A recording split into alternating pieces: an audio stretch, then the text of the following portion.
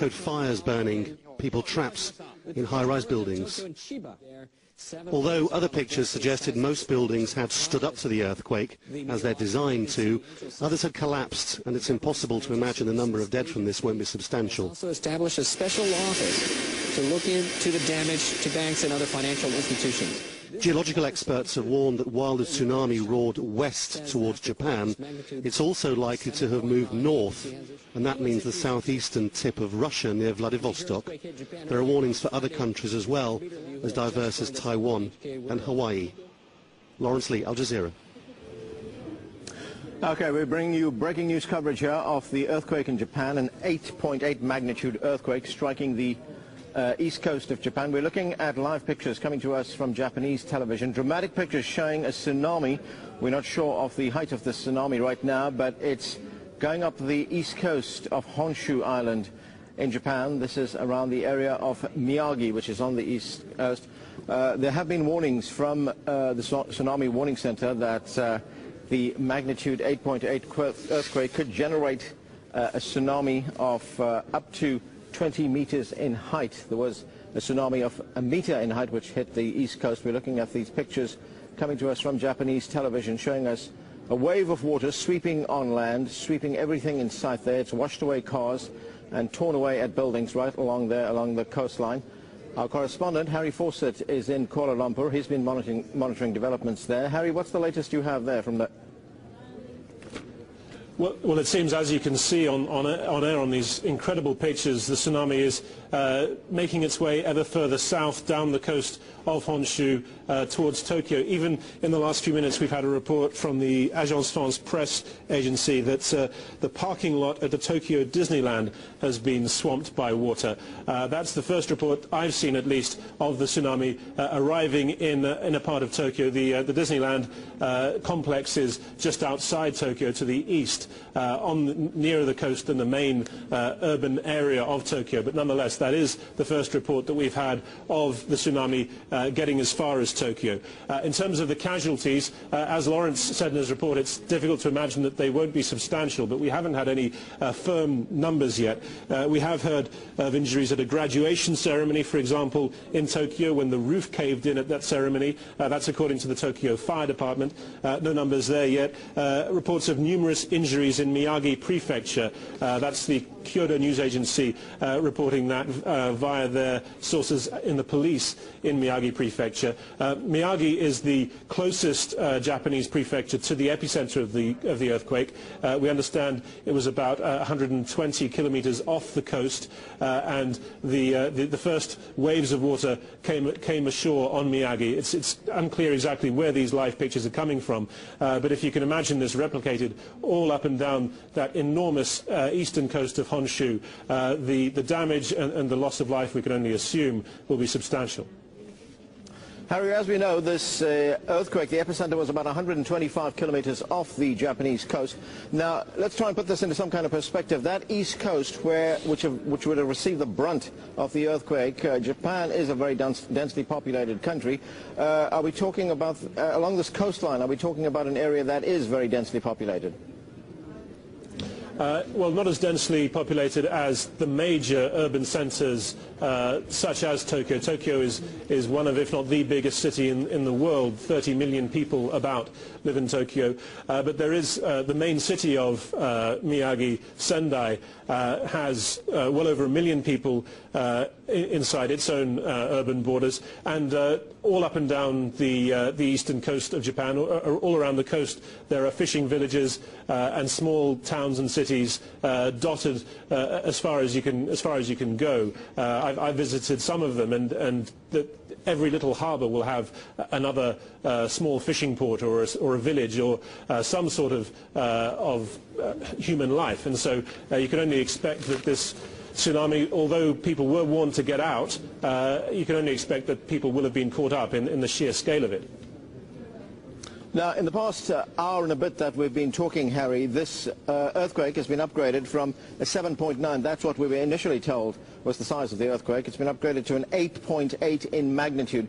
And as these measurements are done, they're done exponentially. They're not done along a linear scale, along a sliding scale. So this would be a very big earthquake.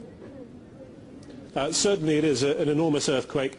It's bigger even than the Kobe earthquake of 1995, which killed about 5,500 people. That was a magnitude 6.9, so a great deal smaller than the one that we're witnessing here. It has to be said that epicenter of the Kobe earthquake in 95 was really right on the shore of Japan, and so its effects were felt more strongly in urban areas. But I think the fact that this is such a larger earthquake and that already we're seeing the kind of extraordinary damage being done by this tsunami, it must be in the same scale of a major disaster to have hit Japan.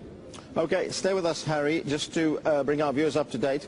This is an earthquake that struck off the coast of Japan, 8.8 in magnitude, struck off the northeast coast of the island of Honshu, which is one of the large islands in the center of Japan, Japan being a string of islands. The quake has prompted tsunami warnings.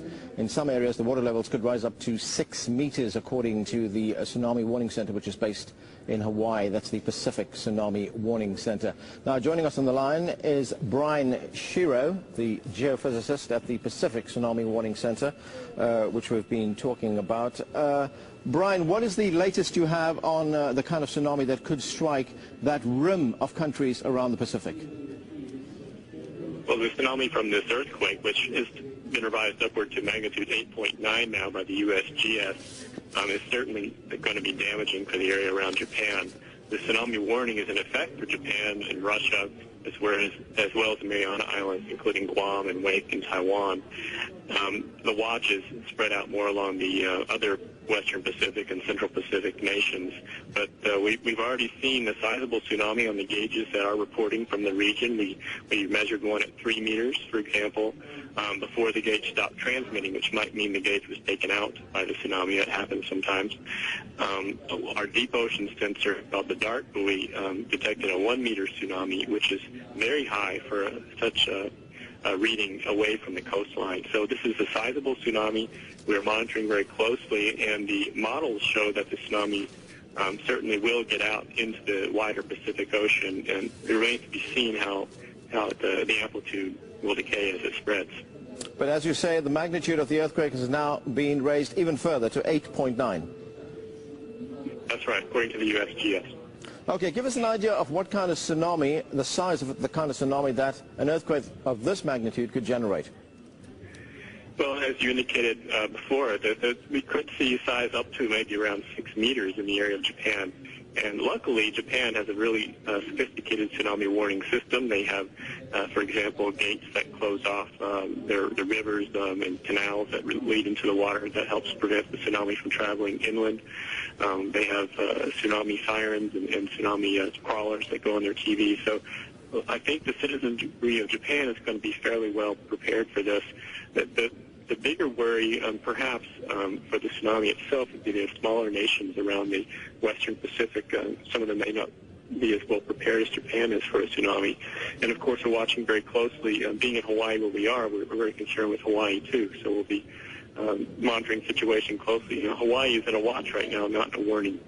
Okay, when you say prepared, what kind of preparations can the population make when they've got a 6-meter wave coming down on them? Well, for example, if someone's in Japan, they don't have much time because the earthquake and tsunami happened very close to them. So all you need to do is just get away from the water. And so I'm sure that's what they've been doing. So evacuate the area close to the water. And okay, Brian, just stay with us for a moment there. We're looking at some live pictures now of a huge wave which is moving along the surface of the sea towards land. This wave, of course, generated by that earthquake, that 8.9 magnitude earthquake off the east coast of Japan. There's that wave moving across towards land, and we have Brian Shearer with us from the Tsunami Warning Center. So, Brian, we are seeing a wave right now moving towards land. You were telling us about the preparations that a population can make in the face of this water barreling down. Certainly. The best preparation is to have a plan ahead of time and to know where you're going to go in the event of a tsunami, and to know where the evacuation zones are, where the areas are where you're going to aggregate and collect and find your friends and loved ones. And so, like I said, Japan has a very good system like this. Hawaii does as well. Not every country does, though. So, you know, people are going to follow the best plans they can. But the general rule of thumb is if a tsunami happening close to you and it's going to be arriving soon, then get away from the water. Well, we know that Japan is in a very seismically active area. It lies along a fault line along the Pacific Rim, which is very active with earthquakes. So when people are warned that a tsunami is coming down, barreling down on them, they will be asked to move to higher ground, presumably. Yes, precisely. And I should add to that, too, if you're in an area with strong buildings, like high-rises, hotels, condominiums, anything made of reinforced concrete, it's perfectly fine just to go upstairs in the building. The rule that we use here in Hawaii is the third floor or higher, and in that case, you should be safe. Now, we know that this earthquake has come almost 48 hours after another earthquake struck that very same area in Japan, that one measuring around 7.8. That was on Wednesday, earlier this week. So we could expect in the next few days more aftershocks. It's possible, yes. Earthquakes tend to happen along the same fault system, related to each other, and it can be foreshocks or aftershocks and along the same sequence. Typically, aftershocks are not as large as the main shock, so we would not necessarily expect the aftershocks to be as big as this, but the problem is with an earthquake this large, the earthquake damage itself has certainly caused a lot of problems, and so even a relatively small aftershock could topple buildings, for example, so it is a big hazard. And when we're actually talking about the tsunami, this is a vast area of water that we're talking about, the Pacific Ocean. Will the water level decline and get lower as further away from the epicenter of the earthquake? Well, the tsunami is a series of waves, so it's a number of waves that happen in succession over several hours' time. And a wave, as I'm sure you know, it consists of a trough and a crest, so a low point and a high point. And so depending on where you are in relation to the wave, the high point, the crest may reach you, or the low point, the trough may reach you. And either way, you'll see either a rise or a fall in sea level. And if you're so lucky to have the trough come first, that's the recession of the sea, that's your natural warning sign that something unusual is happening. It's probably a tsunami. Because I'm looking at the countries that could potentially be affected by the tsunami. It goes all the way up to Russia, Guam, Taiwan, the Philippines, Indonesia, as well as Hawaii itself. So that warning would be for all these countries. Currently, the warning is just restricted to the northwestern Pacific countries, including Japan and Russia and the Mariana area and Taiwan. The watch includes the other areas that you indicated, including Hawaii. We define a warning as the area within 3 hours travel time, tsunami travel time, and a watch the area within 6 hours travel time. But it could expand. Yeah, and what we're looking at right now are the waves just hitting the east coast of Japan so far. Yes, that's right, so far. Okay. What direction could that take? Well, the tsunami energy, when it's imparted into the ocean, takes a really directional path. And so in this case, the direction the energy is going to propagate primarily is toward the northwest and toward the southeast, roughly. So that's directly impacting Japan's coast and then directly going out into the central Pacific, in the direction of Hawaii. If we could put this into some kind of perspective on recent earthquakes that have hit that area of the world. We had the earthquake and the tsunami, the Asian tsunami, which hit several years back. How big is this compared to that? Well, that was a magnitude, depending on whom you believe the researchers are favorite, around a magnitude 9.3 or so. And certainly much larger, probably around 500 to 1,000 times larger in energy. So we're dealing with a much different animal here with this tsunami. An 8.9 is very big, but it's nothing compared to something in the mid-9 range, which is much, much larger. Okay, sir. Thanks for joining us. Let's go now to our correspondent, Harry Fawcett. He's in Kuala Lumpur, monitoring the latest from there. Harry? Well, as you're seeing, those pictures just coming in from the east coast of Japan.